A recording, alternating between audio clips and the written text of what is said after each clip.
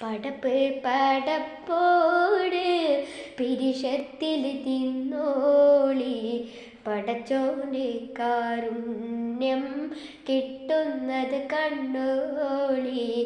അന്യോന്യം പോരാടി പോരാടി നിൽക്കേണ്ട, പൊന്നാരി ക്ഷേത്രങ്ങൾ പള്ളികൾ തീർക്കേണ്ട. മനുഷ്യനെ സ്നേഹിച്ചു നോക്ക്, മനസ്സിനകത്തൊരു പള്ളിയുണ്ടാക്ക്.